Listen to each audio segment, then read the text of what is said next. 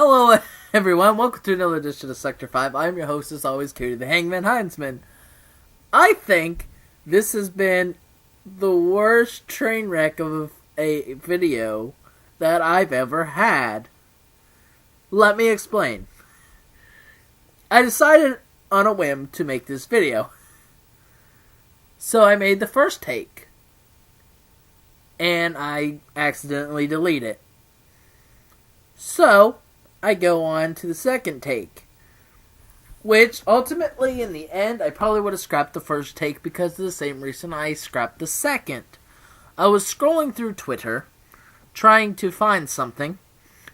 So I was hitting the down key on my keyboard. And I didn't realize that... Hello, Saucy. And Paul. I didn't realize that hitting the down key was gonna cause the screen, no, not the screen, it was gonna cause clicking, like, to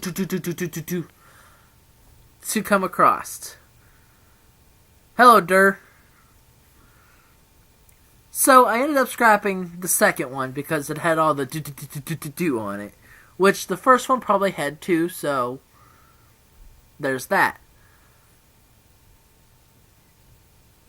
Third take that I just finished doing, I went to save it, and I wanted to just save it as the same thing I had as saved for the one that I had actually saved on the thing. So I said, I put it to save as that. It was like, would you like to override? And I said yes, and it said access denied. And then the video was just gone. So we're on fourth take. Due to all the takes that I've had to do, my throat is very dry. That's why I have what little bit of water I have. And I might have to take a swig every now and again. Just so I can talk. I might cough a little bit. But let's try and get into the actual meat and potatoes of what this video is for. The reason I thought about doing this video was because of my scrolling through Twitter. Someone had made a mention about a dream match they'd like to see at this year's WrestleMania. They wanted to see Zack Ryder versus Heath Slater. Which got me thinking about Zack Ryder and his tag team partner. They could technically do, the Hype Bros versus two members of the Social Outcast. Which got me thinking that this coming year, because WrestleMania technically it's the last pay-per-view of the year, which starts a new year in WWE terms. So I was thinking something WWE should do in the coming year is showcase on each pay-per-view an NXT match. Have a match that showcase NXT superstars. My reason for thinking this is basically, get a little bit of promotion for the NXT. And it's not as if, the NXT superstars are not as talented as WWE superstars. It's just they're kind of trainees. And that in itself kind of makes me think, besides Samoa Joe, because he's, been places in that. But the show is a lot about new people and everything.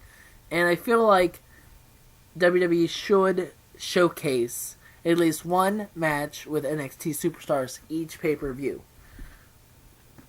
Well, what would that do for my pay-per-view predictions is, well, as I said in the other takes, it wouldn't stop me from doing the pay-per-view predictions.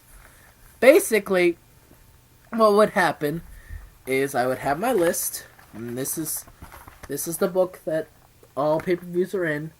I have pay-per-views, all the way back a long time ago in here.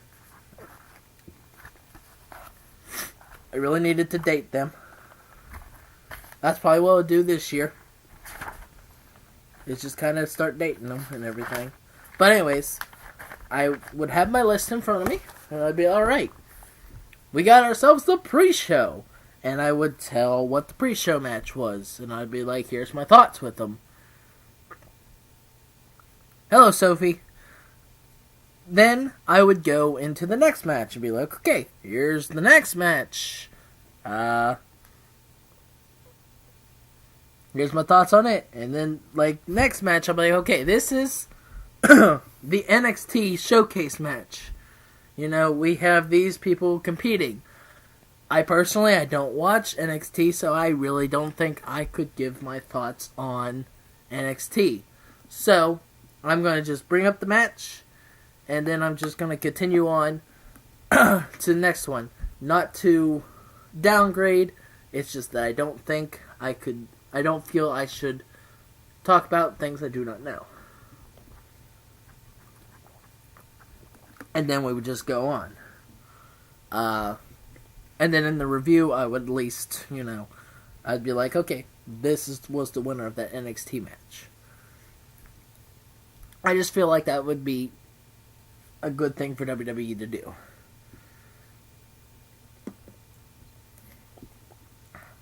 So, there's my thoughts on that. The other thing that I brought up about, I have in the docket to talk about, is a schedule.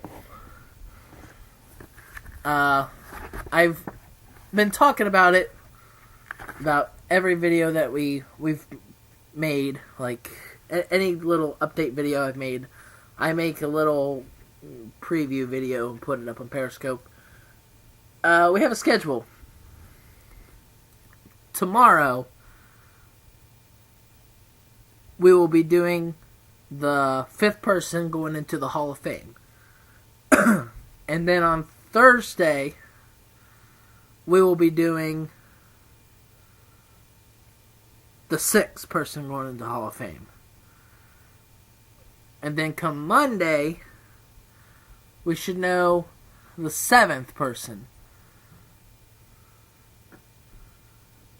And so, that is like the last Monday. The 28th is the last Monday before WrestleMania. So they'll probably tell the 8th person. So I was saying, right? 6th person. No. We would know the 7th person.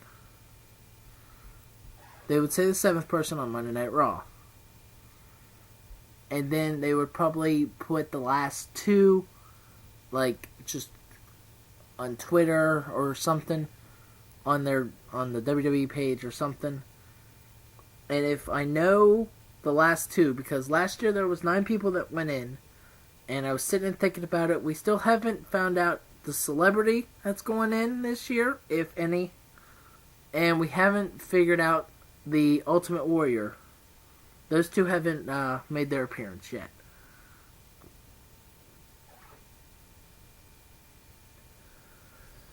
Okay.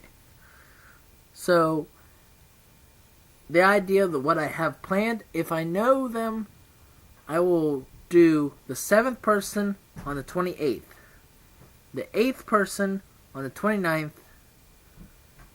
and the 9th person on the 30th, leading into pay-per-view predictions on the 31st, and then April 3rd, which is WrestleMania, would be WrestleMania review. That is the rundown on what the channel's looking like right now.